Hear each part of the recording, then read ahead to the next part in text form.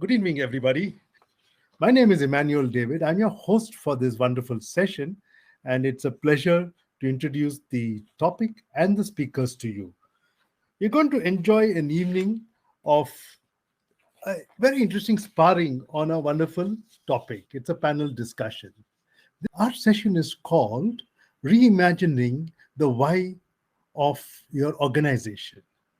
We have an eclectic panel comprising of an organizational thinker, a board member and a distinguished CEO of marquee brands, and a CHRO of a global consultancy, as well as who's the head of one of the largest professional bodies in the world. Charles Henry Parkhurst said, "Purpose is what gives life meaning."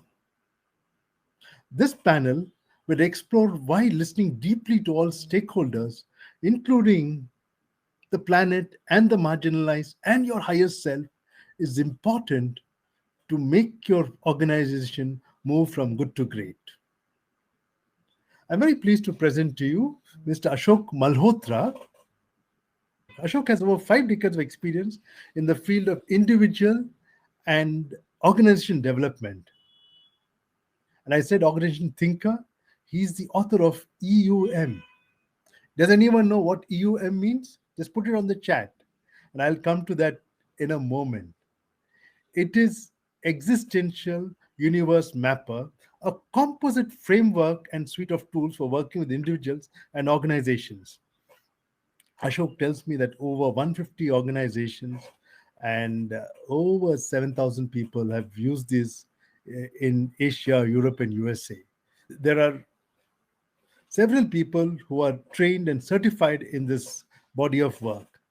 Ashok is also author of the book The Child Man, The Selfless Narcissist, and Indian Managers and Organizations, Boons and Burdens. Both are Routledge publications. He's also the co-founder of Sumedas, an academy for human context, and he's also on the board of several Indian companies.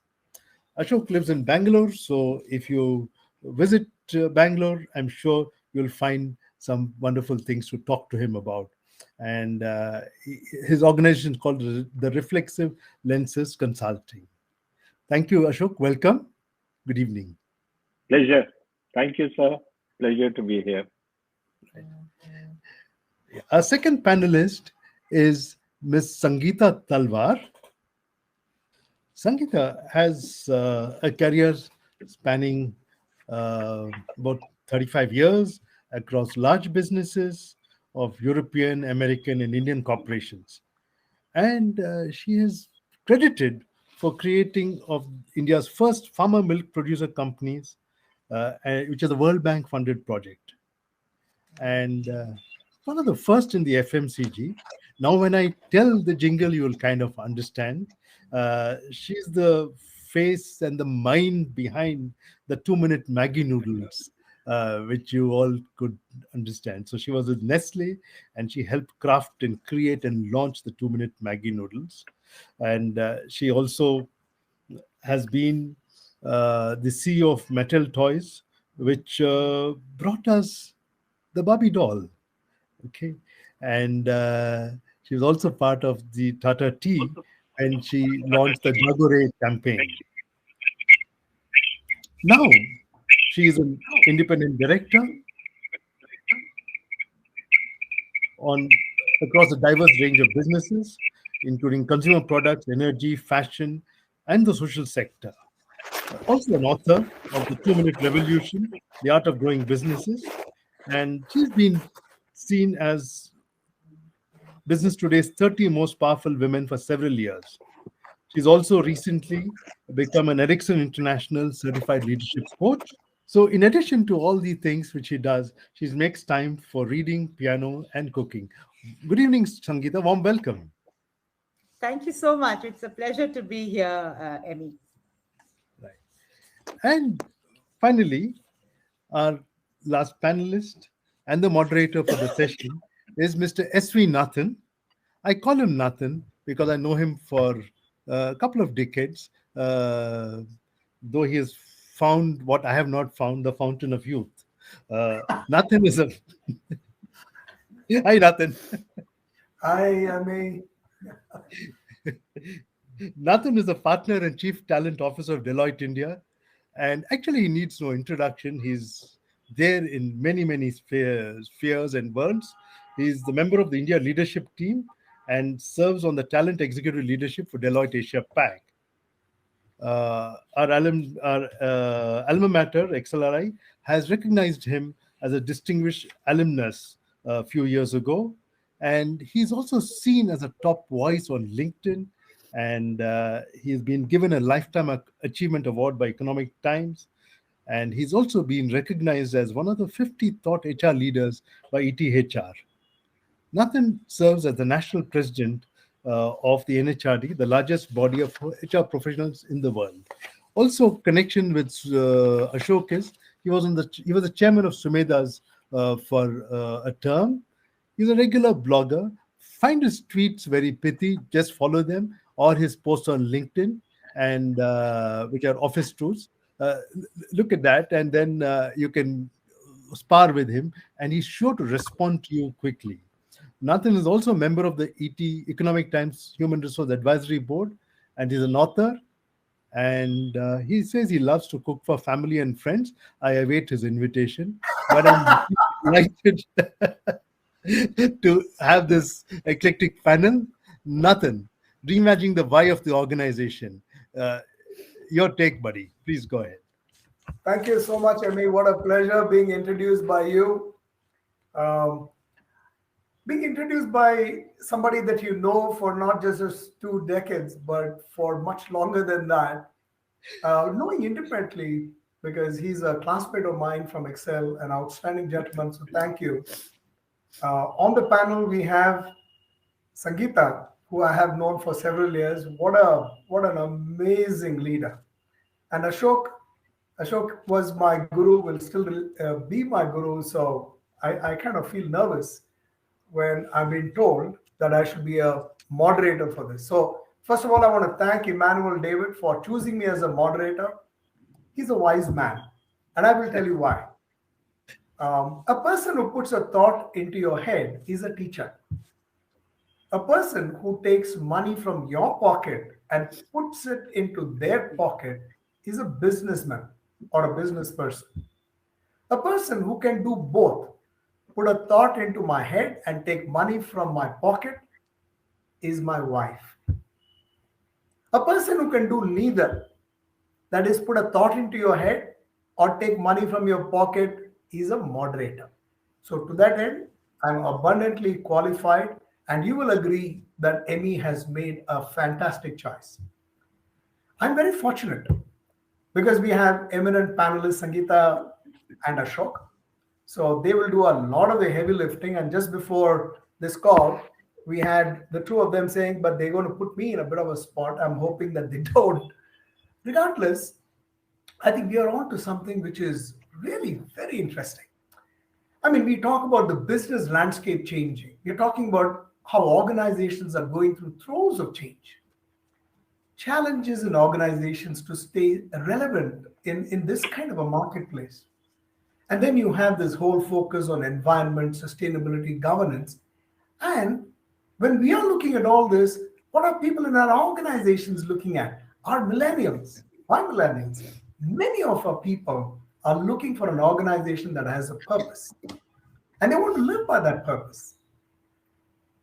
Many of them saying, I need a meaning, because that is what gets me to come to office every day, come to work every day. Purpose is not new.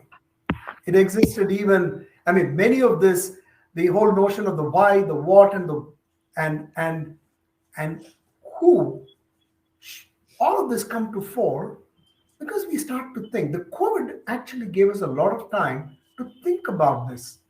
Purpose is not new. It existed even in the pre-COVID era, except that the COVID has thrown a spanner in the works.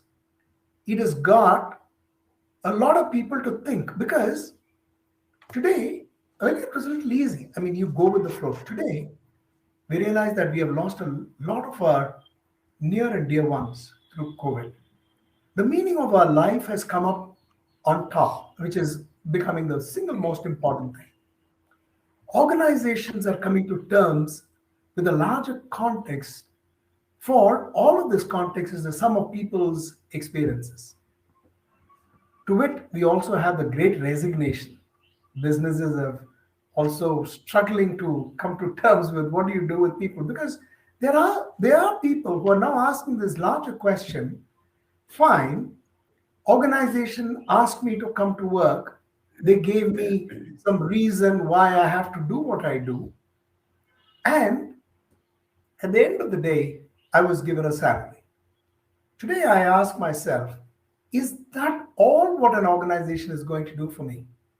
The larger question in my mind, and the one that is coming up for organization, is you may look at attrition as but attrition is just a consequence.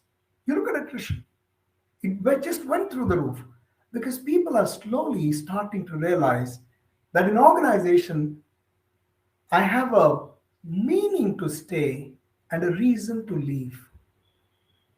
Because a meaning is all about what touches anything between the third and seventh rib on the left, my heart. That is the meaning.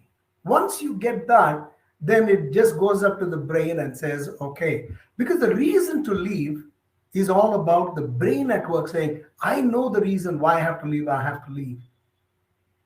People are struggling with what is the meaning that they have.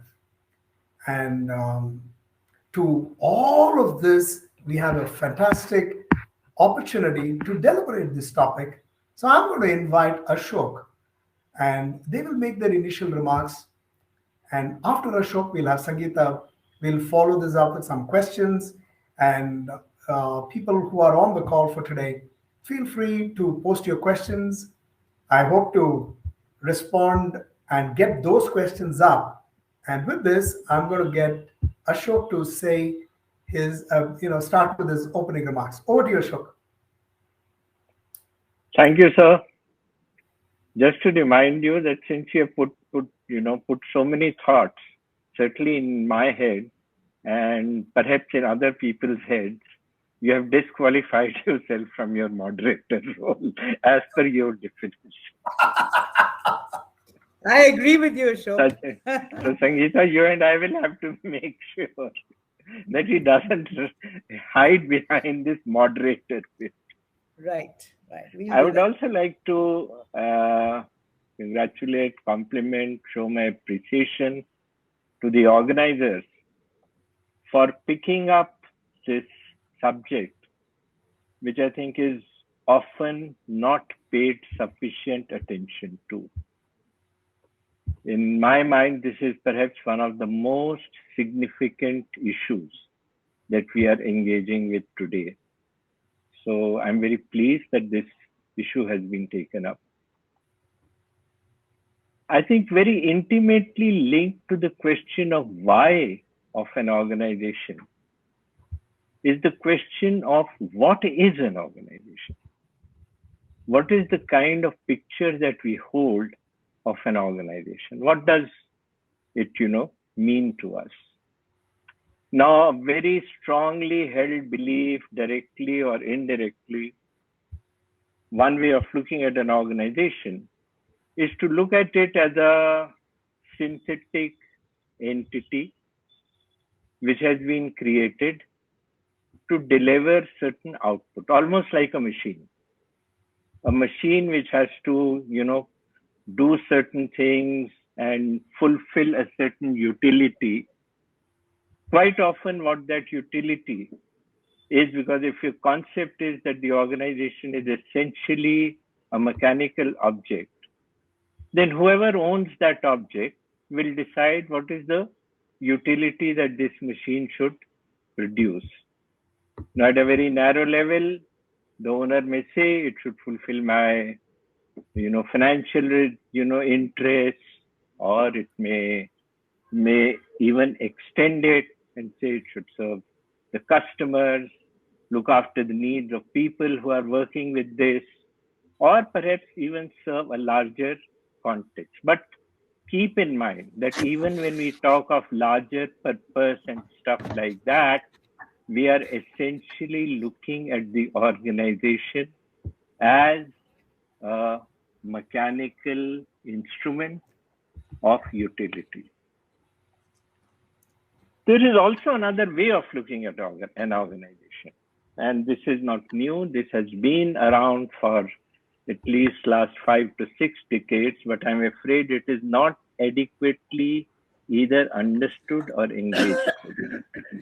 Now, in this second view of what an organization is, the organization is seen as a living system. I'm sure you all would have come across terms like living organization, living organism, the organization, the living entity, etc. These terms have been used, but very little attention has been paid to what does it actually mean. What do we really mean when we say the organization is a living entity? What kind of a living entity? Is it like human beings? Is it like plants? Is it like animals? Is it like birds? What is the nature of this living entity? This is a very important question. Because when it comes to looking at the organization as a mechanical instrument, the why has to be answered primarily in terms of its utility, to whoever that utility is. The utility may be to the owners, to the employees, to customers, whatever. It has to be answered in terms of a utility. But when we look at a living organism, the why of a living organism cannot be answered only in terms of utility. Now, certainly, if I ask myself, why do I exist? Of course, I try to at least add some values, make some meaningful contribution to the context to which I belong. Of course, I would like to, be a person who's of some utility. But does my utility define me only? Is my utility the only thing which defines me? Now, similarly, when one looks at the organization as a living entity, one has to go beyond the notion of utility alone. There are several implications of this. I don't want to burden you with a long kind of a thing, but let me just highlight one or two significant implications of an excessively utilitarian approach to the why question. Because if my concept of organization is primarily in terms of utility, then what happens is that we start looking at people only as objects of utility. So we use terms like human resources, for instance. We say, okay, what is the utility which this person is bringing in? What is even worse, the individual herself starts looking at herself or himself as an object. As an object which has certain attributes, which adds some values, and entire transaction is in terms of the exchange of utility alone. This is one of the most dehumanizing things. Now, I'm not decrying utility. I'm not saying utility is not important. I'm saying what happens when you look at living organisms, be it individuals or organizations, only through the utilitarian lens. You actually convert, and we start looking, and I'm sure as coaches you would have come across, the entire coaching process then gets, translated into saying as to how do we make this individual into a better object, equipped with more skills, competencies, and the individual himself or herself starts looking at the coaching process as a way of enhancing what one may say, how do I make this myself, the object, have a higher market value so that when I'm on a shelf, I become a little more attractive to people. So this entire thing of utility then necessarily gets converted The other thing is that quite clearly, as I said, that when one looks at the organization as an object, the purpose or the why is essentially then is defined by those who are supposed to own it. Maybe the owners, the shareholders, etc. Now, they may be liberal enough to define that purpose in a very large term. But the fact is that they are the ones who are defining it. Because they are the ones who say, I own this object. So I will decide, or we will decide as to what use this object will be placed. Now, if you look at the other side, on one hand, the entire capitalistic structure is based on the belief of limited liability. But here we are talking of limited liability, but almost complete control. And this is a recipe for disaster. Because then the entire thing gets converted into liability being limited, but the control is absolute. And then this gets translated in the way, for instance, authority is defined in organizations.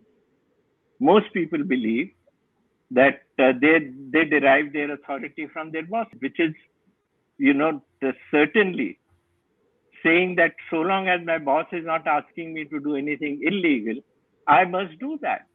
Now, this is not the way in which you engage with the living organism. In this sense, you are actually dehumanizing, converting everyone into an object, converting the organization. So if we have to reimagine the why of the organization, the first thing we need to do is to respect the organization as a living organism in its own right. We'll go on to look at some of these things in detail, later, but let me kind of give stop here. This perhaps gives you some idea in terms of how I look at the question of why. Over to you, Sangeeta. Okay, so Ashok, I agree. I think the starting point is, when you want to look at the why of an organization, is what is an organization? And actually, the element I would like to focus on is the fact that, yes, it is a living entity, but it is an interdependent entity. And it is living and growing in an ecosystem, which consists of many, many different factors. The first one is nature. Nature gives us its source of raw materials. Society, which is a source of its labor market and is also a market for its goods and services. Government, which provides all the infrastructure that a company uses, be it land, be it utilities like electricity, etc., plus the norms of governance and the norms of operation. Financial institutions, which give it financial capital to invest, investors who put their money in and therefore want to see certain outcomes, and then it operates in an economy and it's in a certain geopolitical territory. And I think all of these are factors that I would like to state that it is important to consider when an organization is established and look at the interdependence with these factors. Now, what does interdependence mean? It means a situation of mutual dependence for growth, survival, progress, creation, and value addition. And it also means influencing and impacting, working both ways. And that's what I'd like to quickly mention as well, that this would help both the company and all its ecosystem around it to evolve and to contribute to each other. And how can it do this? So let's take nature, for example. And there's Nathan mentioned it at the beginning, and I think all of you are very aware, this whole focus on ESG, which goes well beyond just corporate social responsibility. But in an organization's interdependence with nature, why should it just denude what nature has to offer? Why can it not replenish what nature has to offer? Or use nature's resources in a way that it replenishes them over a period of time and doesn't denude them? Let's pick the next one, society, a source of its labor market, and it's a market for its goods and services, basically people.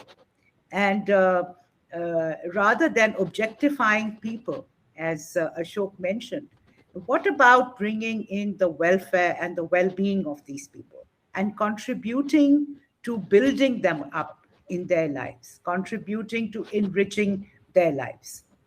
Government, companies, and several of them, and I know of several examples of companies that work closely with the government. And it's not a one-way street.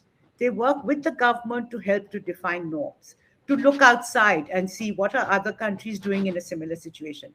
Can our country, in our geopolitical situation, do things differently? What should be some of those norms? Can those norms change?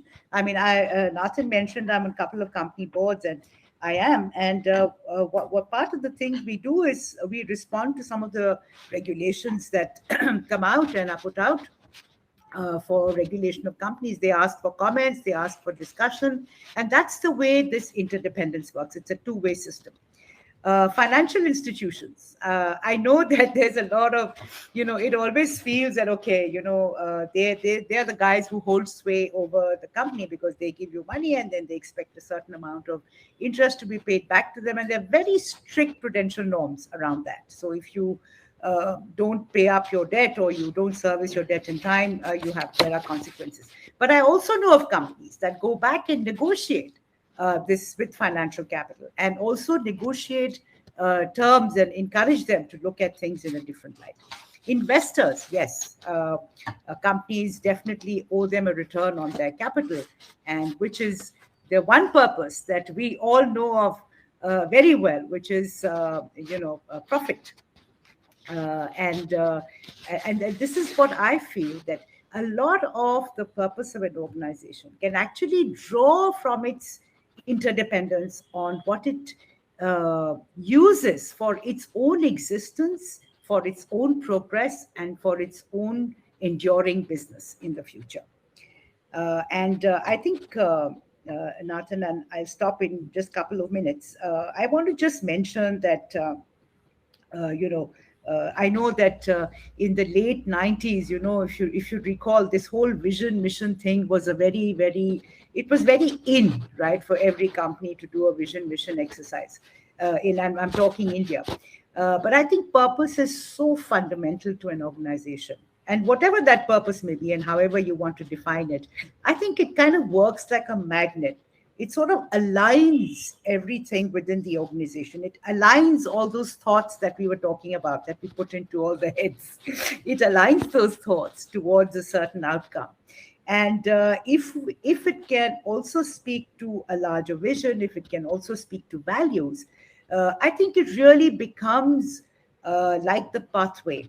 It's like a magnet which sort of lays out also a pathway for progress of the organization.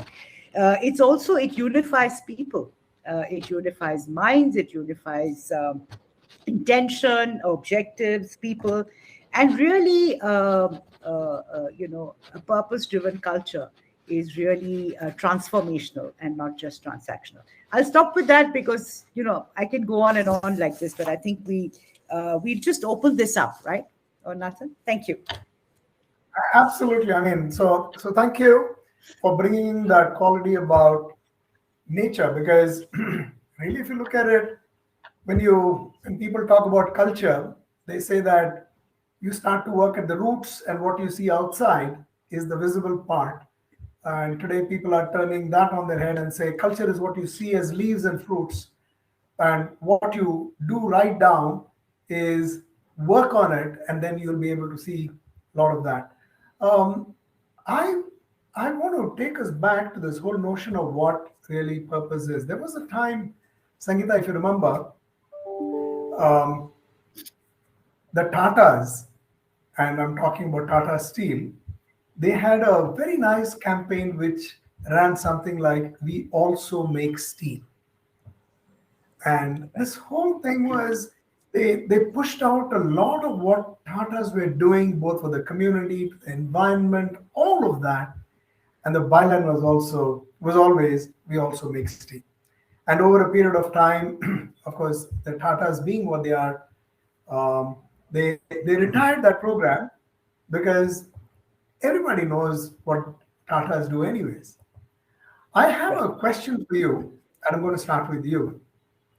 Question is, you are on several boards, and one of the things that I'd like to ask on behalf of all of us is, do members out there in the board, do they speak about this whole thing about purpose? Because always about financial statements, about what is the risk that is involved and the return on investment, and the whole thing veers one side, and then there's always a weak voice which talks about the ESG, and then that moves on. But is there any quality conversation that comes up about purpose? Yeah, thank you for asking me this question because, when COVID hit us, I think it was 24th of March 2020, the world just shut down. We struggled, with the various companies because everything just came to a halt. There was no planning that went into it. And, when everybody sort of caught their breath and realized what they were dealing with, and we held a board meeting, we said, how are we going to proceed? Because you don't know what's coming up. You have no idea. You don't know how long this will carry on. You don't know whether the vaccine will come. You don't know when things will open up. You have no idea what's going to happen. You don't know whether you'll get raw material. What will you do with your stuff? That's the time, Nathan. And we went back to purpose.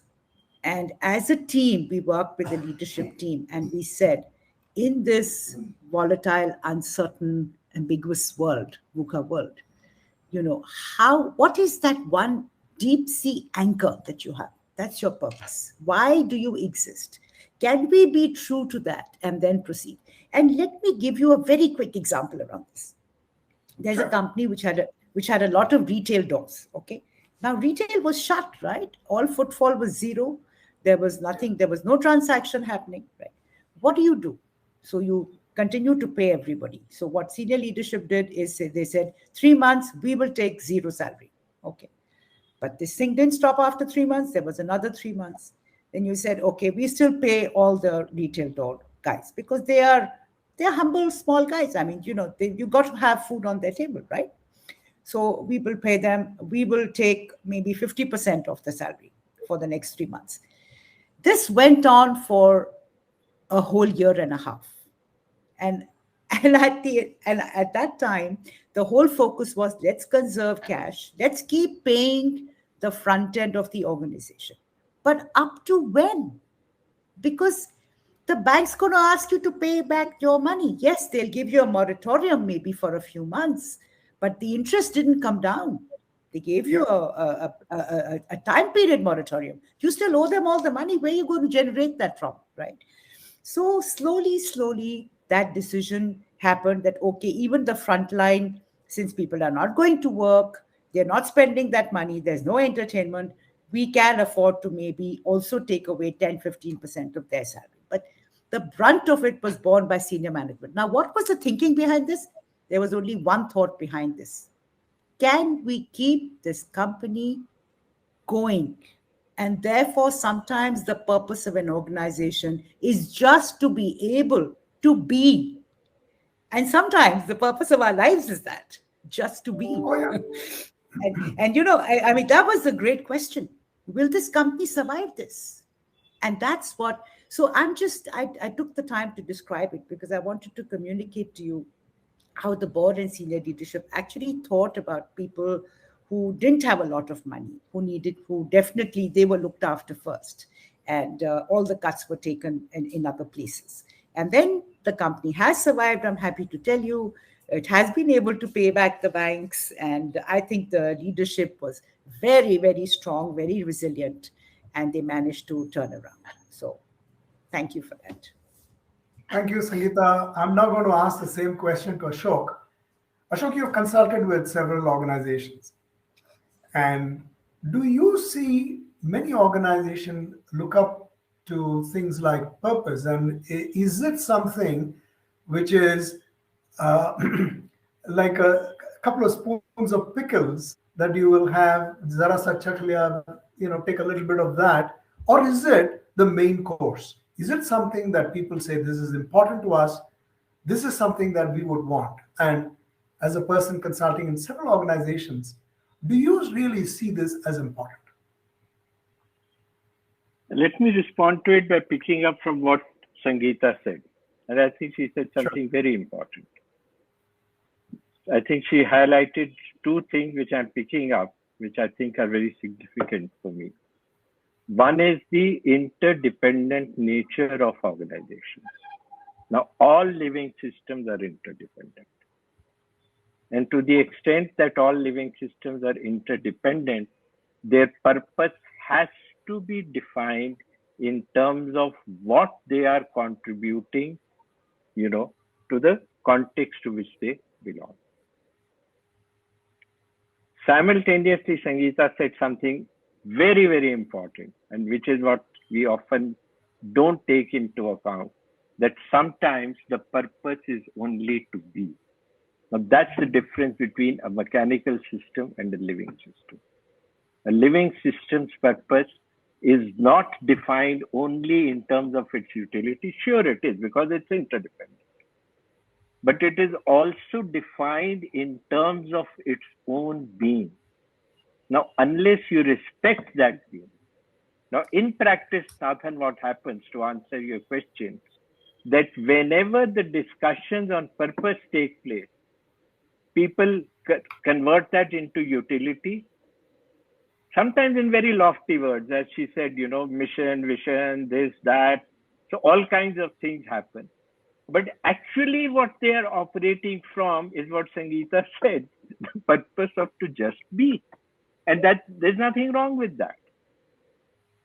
Because as living systems, all living systems are defined by certain imperatives. Survival and preservation is an imperative of living systems. And if the organization is a living system, it must fulfill that. Now, this particular thing, what is often not recognized. So people do talk in terms of purpose, etc. And that's why I think it actually on the ground, it makes very little real sense. It remains all those mission, vision statements sound good on the, as some set of statements which actually have no real meaning. Because a living system is also determined by its need to survive, its own responsiveness to the stimuli which it is receiving.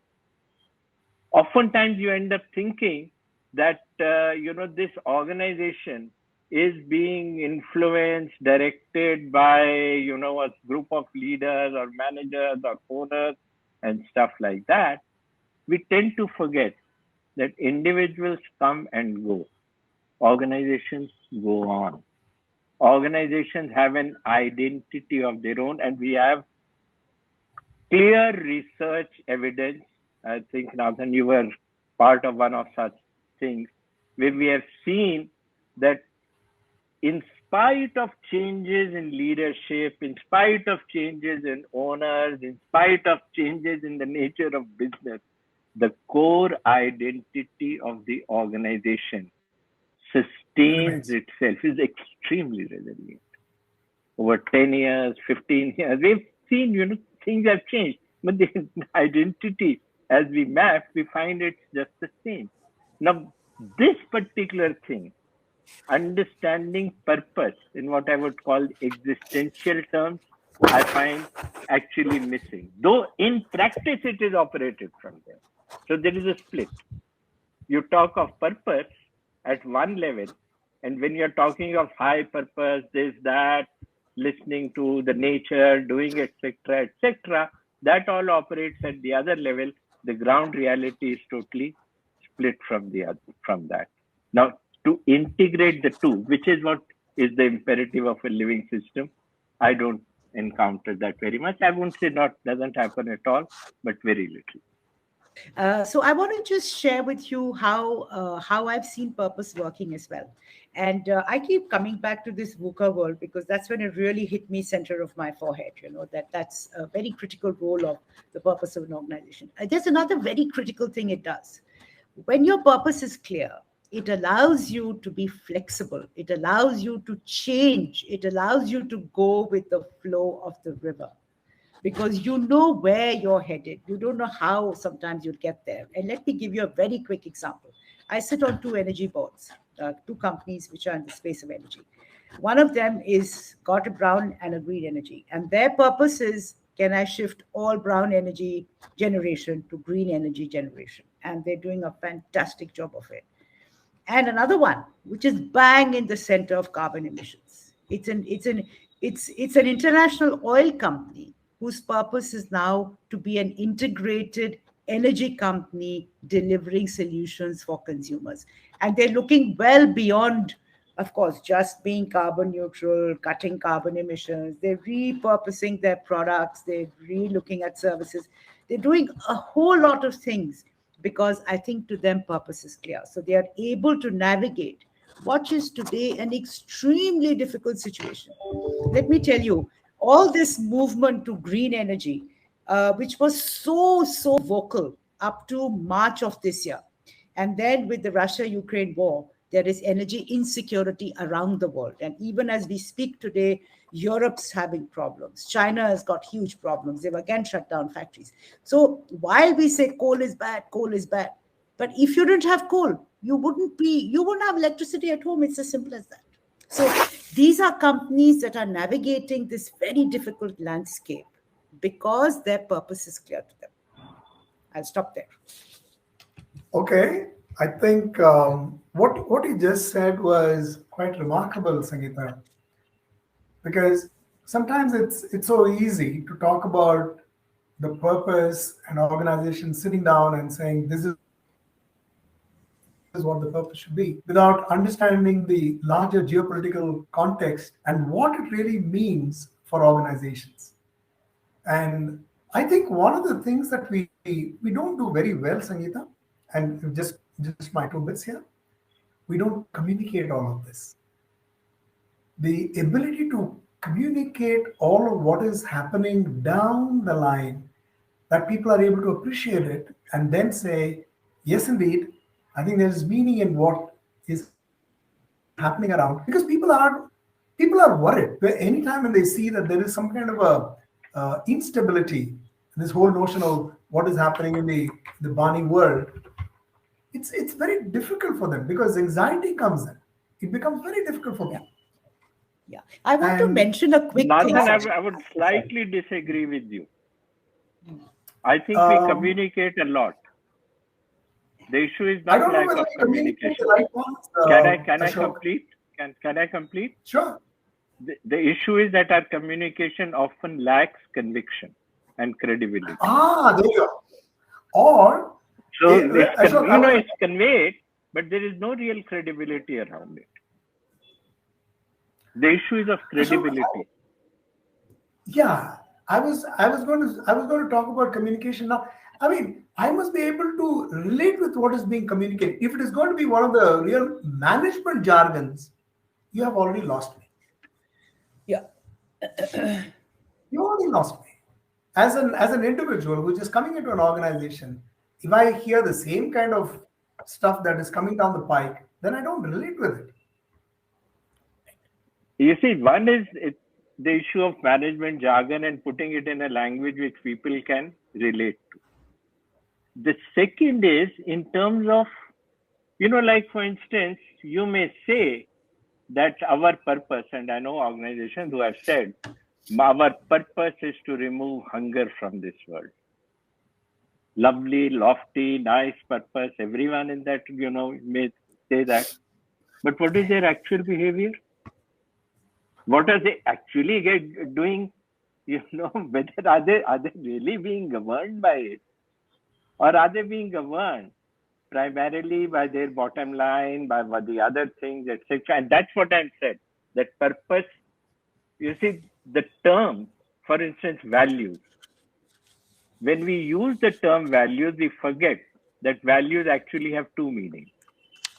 One is values is what is called the normative sense, that what I believe should be. The second way in which the term value is used is in terms of what is my choice making based on what do I value more. So when in my choice making, I'm actually making a choice.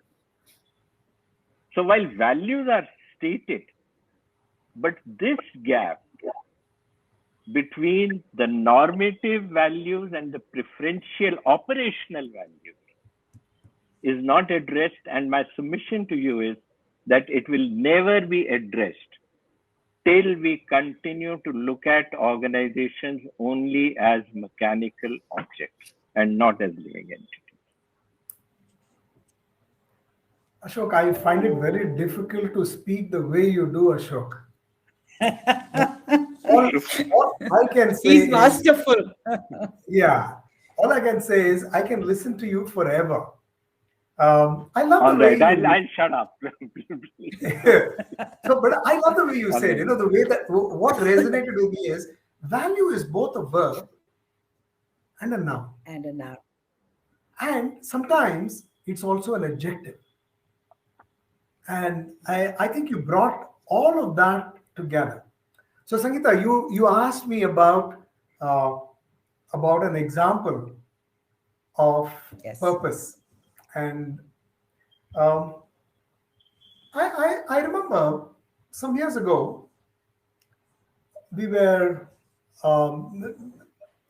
talking about a public sector unit. And this public sector unit is in the area of energy. And they had their area sales managers, area salesmen, and all these people have their own ways of working. It's very difficult for people to go out into the field and what do they have to do? They have to sell pipe gas.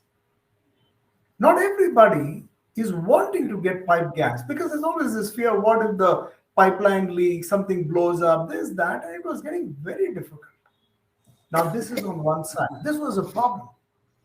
The other one, on the other hand, I don't know if people on this call, some of us realize, each year we have 15 lakh people who die of a very simple thing called the chulha deaths, which means there are huts and people inside them, they would start to use firewood. And because of the firewood, you'll have carbon monoxide and people start to breathe them over a period of time. They don't realize it. People start to pass away. People die. One day, the CEO, when he read in the papers that this is what is happening, these are the number of chula deaths. So he got his entire marketing team, the salespeople together, and he says, people, I don't want you to go out and sell any more pipe gas.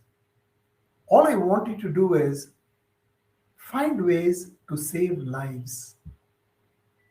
If all of us can contribute to saving people's lives in the villages, I think that would have served a larger cause.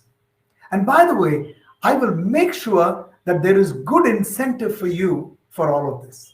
Now, this was the other utilitarian stuff that Ashok spoke about. The moment he said this, suddenly everybody woke up. And the first thing that they said is, we do not need your incentives. Every day in the morning, when a person gets out on the field to go to a village to ensure that they go and sell pipe gas, all that they are saying is, I'm not selling gas, I'm saving a life.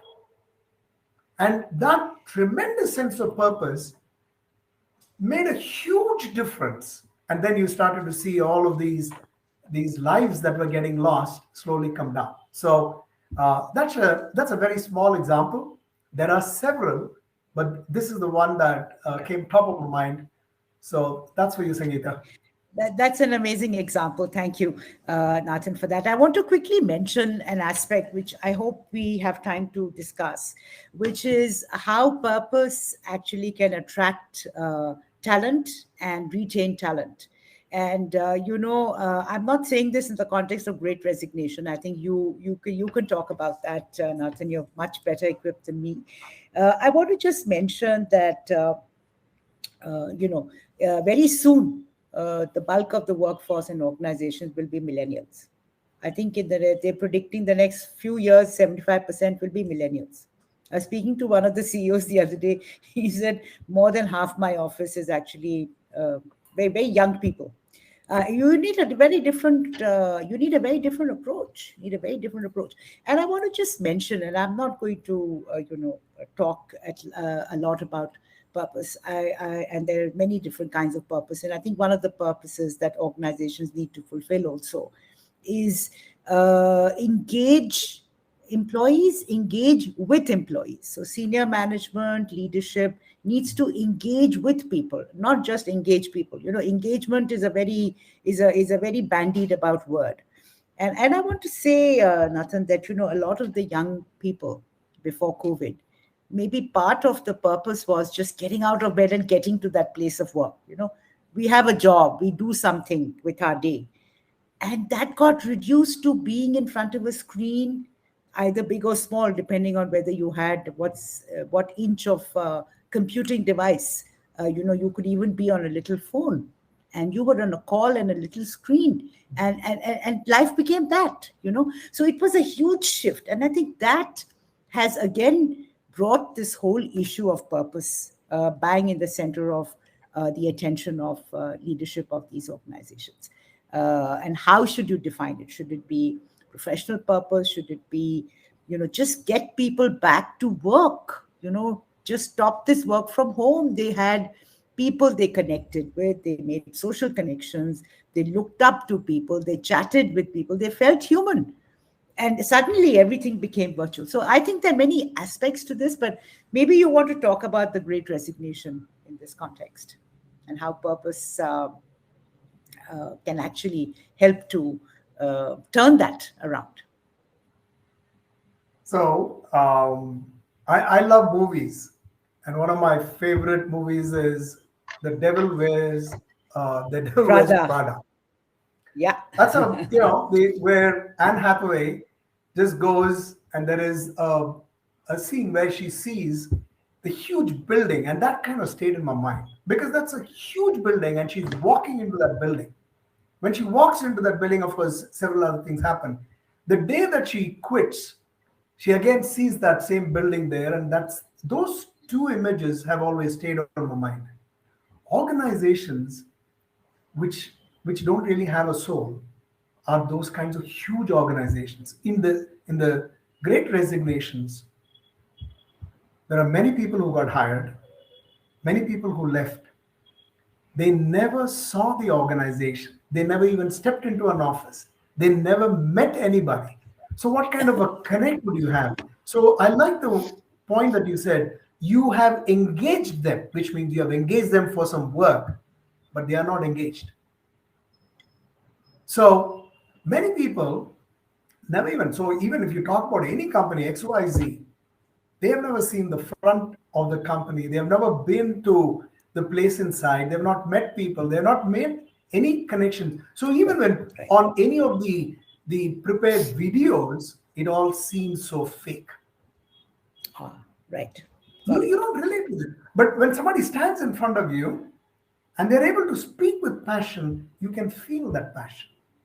Yeah. So I'm always in the corner of saying, let's do a hybrid, because I do believe that there is a space for people coming in, people connecting. And of course, we respectfully say that wherever there are opportunities where you can work from home, because flexibility is important. We have to recognize that. And where possible, we must meet people. We must engage with people. I mean, on a call like this, we never get to even see the nonverbal cues that come in. You're sitting in a room, you see a whole host of people. A person walking down just a corridor and a whole lot of people around. When you meet them, when you just see them, you suddenly pat somebody on the back and say, I hope all is well. And immediately you can see from their eyes whether anything is okay or what. You can't do this on a conference call. You can't do this on a Zoom call. So more in the corner. I have said enough. I've veered away a little bit. Let me ask a question to Ashok. So Ashok,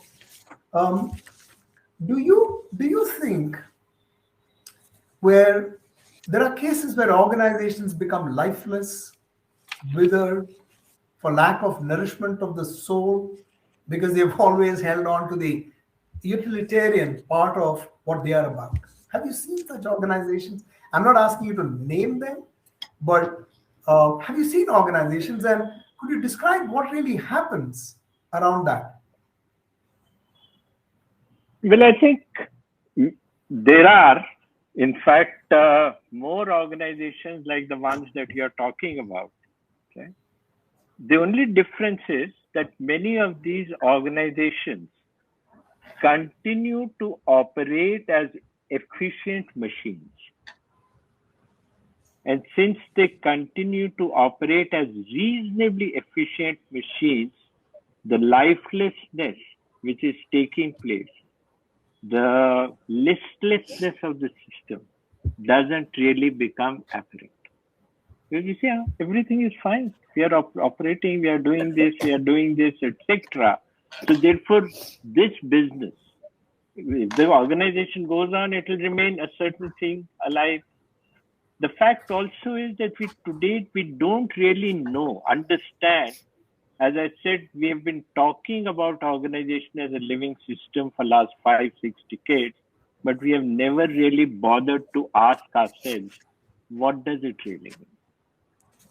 For instance, do organizations procreate? I think they do. There are many of the startups are actually born out of, are in a sense, so there are certain processes of procreation which happen in organizations where they're not visible to us. Do organizations have an identity? I believe it does. And as I said, I have strong evidence to suggest that they actually have a certain identity, and which in many ways, they shape the individuals who are coming over there. Do organizations have a potential? I believe they do. Are organizations interdependent? As Sangeeta said, yes, they do. Do organizations seek a certain greater meaningfulness? I suppose they do. But what happens is that if we overemphasize only one aspect, just as a living system, right? I cannot say that, I may be one of those people who are so much driven by a certain mission or vision and who's so idealistic. But as a living being, I'm complex. So are organizations.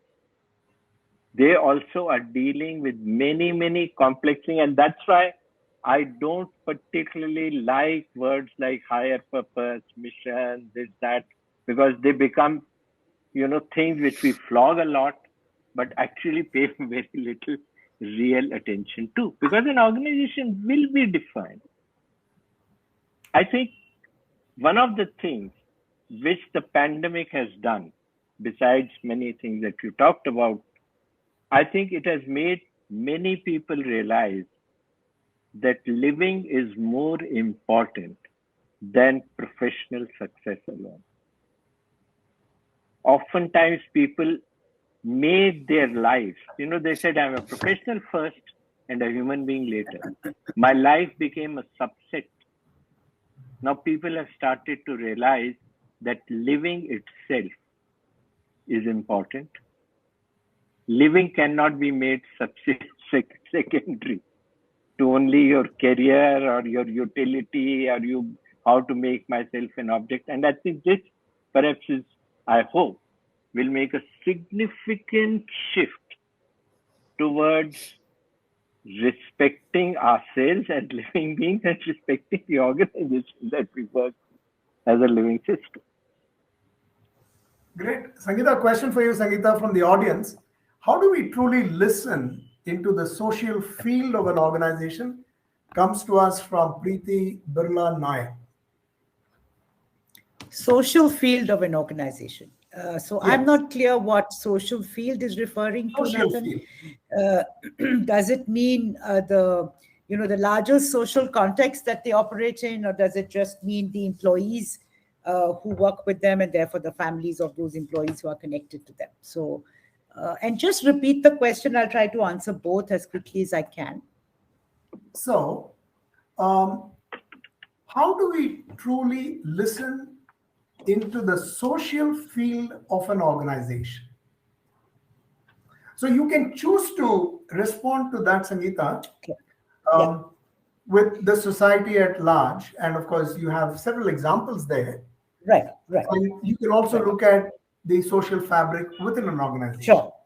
So I'll do both. I'll use social in the context of just a larger society, and therefore, your employees that come from that society to your organization. So I have lots and lots of examples of companies that do regular town halls. They have open system of giving feedback, and you don't have to give your name. You can give any feedback on a portal.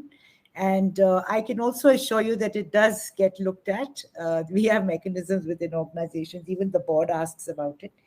And there are regular town halls where a lot of the communication happens. There are web calls where the international CEO will talk right across the organization, across the world, maybe once a quarter. So there are all those examples of listening in socially. There are lots of mechanisms that HR departments have put in place to get feedback from employees. There's also the Great Places to Work survey and other sense checks that organizations do. Now, speaking of the larger social context, so in some cases, I'll just pick up one example, a company which has factories out there and another one which operates in very, very remote areas. What they've done to listen in socially is that they've actually sat down with the villages from whom, which are around their area of operation. And they've actually listed out what are the issues that those communities want to tackle. And that's the basis on which they have built their corporate social responsibility programs. And I sit on some of these CSR committees, and what I've tried to encourage them to do is to, over a period of time, we also look at impact, we look at assessing these programs, and whatever seems to be working well, we then try to see whether it can be taken to other remote areas where the company operates. And so that's how they are doing their social listening and social contribution. And they do use a lot of NGO partners to implement their programs. I hope I've been able to answer this for you. Thank you, Sangeeta. Engaging people in creating that, and co-creation creates an enormous amount of energy within the system, and also the credibility. And Ashok mentioned that earlier. Otherwise, if you're going to pontify and speak from the pulpit, this is what, nobody will understand. And by the way, nobody will even respect you or even trust you. Here is a question for Ashok. Now, I'm going to read it as is Ashok. How companies would evolve in building synergy? Organizations. Say that again, how companies would evolve in building synergy. Organization's purpose, people passion, pride in the organization, and culture. My one word answer to that is by respecting dissonance. Respecting dissonance. Oftentimes, what happens is that in search for synergy, we only look for alignment. Yes. We only look for resonance. Whatever is, resonates, whatever you can, everyone agrees to, everyone is on the same page, right? That doesn't really help. And this is the essential thing. Again, I keep coming back to the same theme. Sorry if I'm flogging a pet theme of a living system. A living system thrives on dissonance, not just resonance. It is because there are certain things, there are conflicting things within you. There are tensions which are taking place within you. There are different voices within you. And there are different aspects in the interdependence thing that Sangeeta talks about. There are tensions. This is the stuff from which creativity really happens. This is the stuff which propels evolution. Unfortunately, this is what we pay least attention to. We are so enamored by the idea of resonance. that we just don't pay enough attention to dissonance. So that would be my one single thing. You do that and evolution will happen. Ashok, I'm almost reminded of something that happened about a few years ago in one of our executive meetings, and I was pretty new to this organization when I came in. And in those meetings, there was always one person out there who would come out with some counterpoint. And if there's everything which is said, he would say something very different. And there was a kind of pattern to it. Then the CEO called me to his office and he says, Nathan, do you think that we should fire this man because he's just creating so much of noise in our system? So, Ashok, being your chela, my response to him was, we should hire one more person of his ilk. and let us see what happens. I was fortunate because the CEO listened. Sure. And we had a great thing going. We had a great thing going. Nathan, if I may add to that, one of the things that you were saying, I was reminded of, before I went to IIM, I was a student of philosophy. So I had obviously a certain way of looking at things. So I went and, I found myself asking all kinds of questions. Why is growth important? Why is this, why should it be looking at like this? All kinds of things I would ask. And finally, my profs got sick of me and they said, managers are not philosophers. I think this is one of the greatest fallacies. Managers take decisions, make choices which affect so many people. Not merely within the organization, but even outside.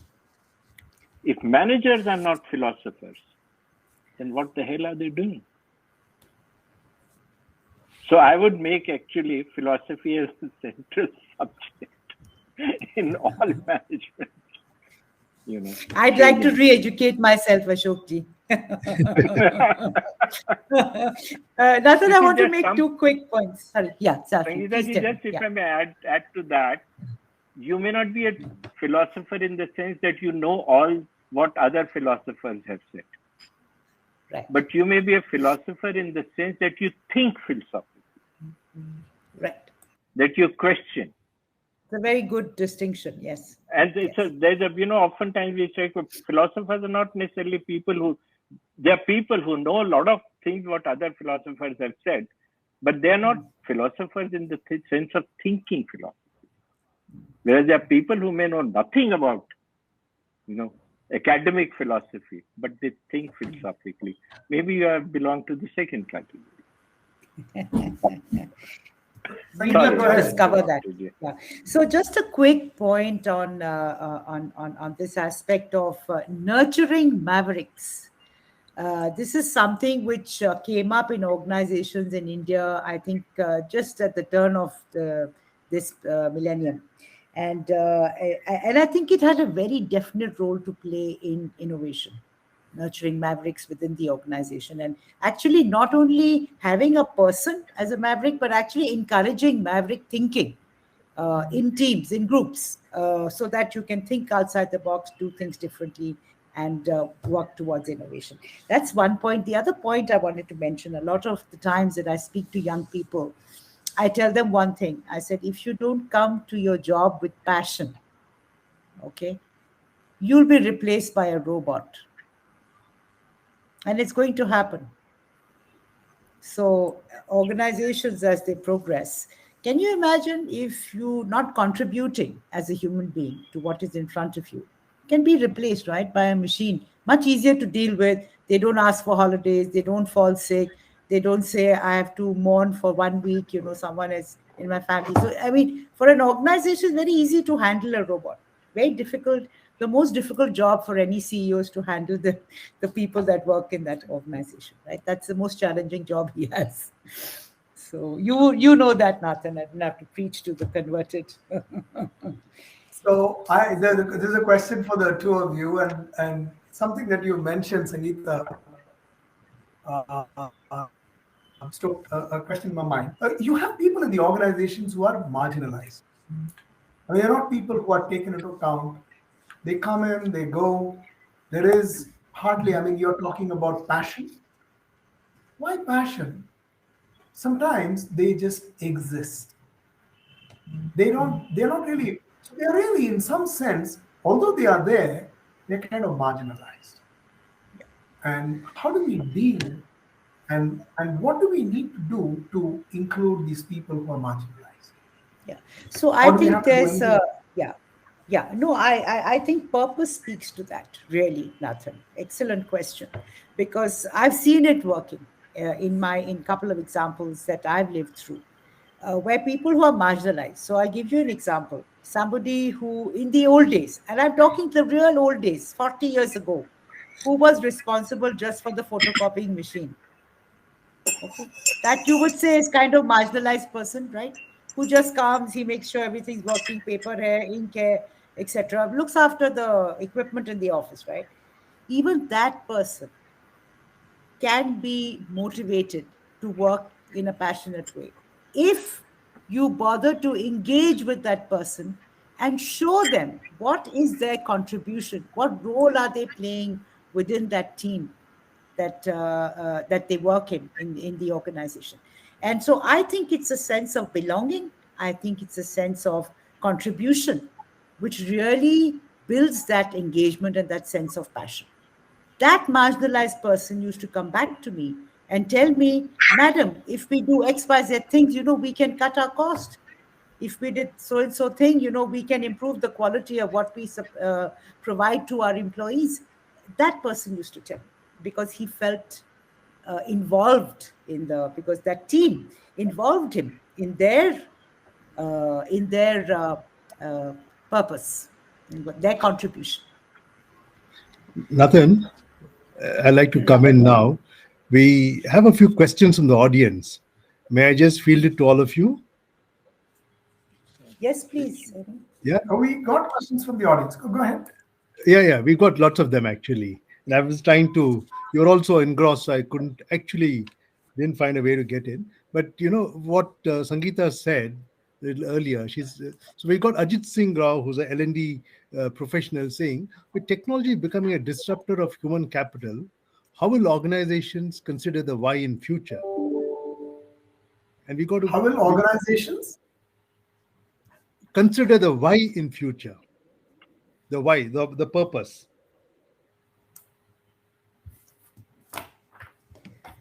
You want me to take a stab?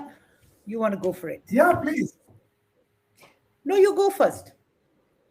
So I was thinking, how does technology come into all of this? Technology could actually be a great aid for this. It would be a great support for it. Right. You would have a kind of reach that you never had. Today, if you really wanted, I mean, you're talking about the people earlier, you're talking about the marginalized. Now, if those people could then have a voice, because if there is because many of them feel a little, I mean, they would like a little bit of anonymity, but they would like to still express themselves so that they don't seem that. But the fundamental thing, whether it is technology or whether it's got to do with people, fundamentally, we need to respect people in an organization. It starts, fundamentally, I think, it just starts with respect. If it starts with respect, then even in whatever that you do with technology, you will then know what we can get using technology. Okay. In fact, many organizations have used technology to great effect. So here's a quick example, Nathan, to add to what you're saying. If you look at banks, typically if you ask a question, there are banks who have converted everything to a bot. So I use bot-enabled access to things I want to change with respect to various aspects of banking, right? Now, you can argue that is disrupting human capital. But I will tell you two things. One is that technology is enabling the bank to actually use the same human capital to expand their operations. Okay. And today we have a real lack of banking availability in rural India. It's very, very poorly covered. But the onus is on the organization to actually retrain and reskill that staff who was doing a particular job, which is now done much more efficiently by technology, to reskill them to do the next job that they need to do. So this disruption is a part of that evolution that Ashok was talking about. Okay, there's going to be creative disruption through technology, but there's going to be much better access, much more efficiency in the system, and more growth. I think. David sir, my take on this is that Yes, sir. actually technology is a very significant factor. Because one of the implications of technology, intended or unintended, is that it leads to standardization. It leads to more centralized control. It enables, facilitates centralized control. You can sit in one place, decide on everything. Now, the very notion of marginalization, which Nathan has talked about, is also linked to technology. Because what has happened is, because of technology, that more and more is your work getting devoid of any real human engagement. You are actually engaging only with, a machine or something. And by and large, because everything tends to get centralized, your own influence over what you are doing gets, reduced. The alienation from work begins. So therefore, technology, to me at least, it seems, is a very significant thing. And I think we need to actually think about in terms of how are we going to deal with some of the unintended dehumanizing aspects of technology. It's a very important question to be addressed. Fair point. I think Nathan and Sangeeta can also review your response to Ashok, but I'm also conscious that we've got another 2-3 minutes, and Nathan, you've got some final rapid fire questions also, I thought. And we're running out of time almost. Okay, so this is a rapid fire. I hope to make it as engaging as possible. So this is just for the two of you, Ashok and Sangeeta. So if you're ready, short answer, just one word, 2 words, very easy. If your life and career were a movie. Sorry? Yeah. Okay, this is, so anybody can go first. If your life and career were a movie, which movie character could play your role best?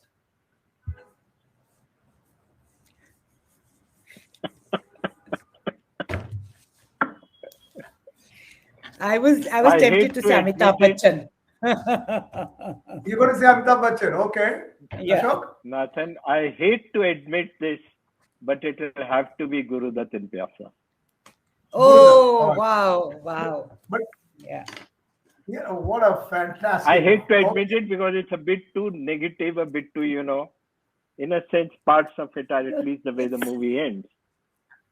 It's melancholy, maybe a little bit. Yeah. Yeah. Okay, quick one. An advice to your younger And what self. about you? We asked the same question to you now, Nathan. You can't get away. You Yeah. also have to answer Yes. the question.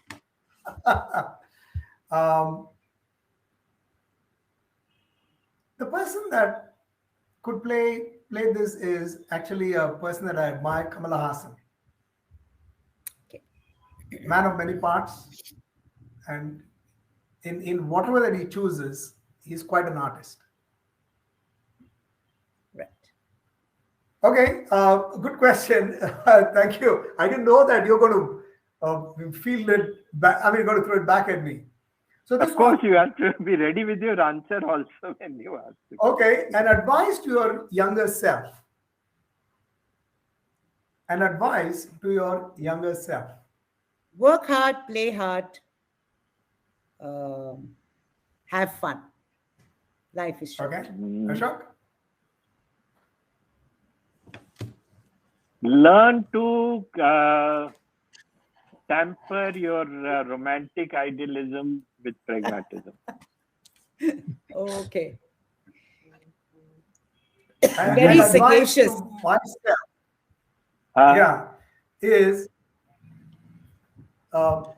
be more romantic. For is yours.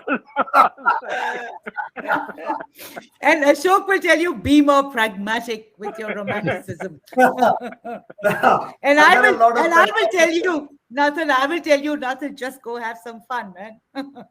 Yeah, exactly. Okay. Last couple of questions. Let's see whether we can have a leader that you admire.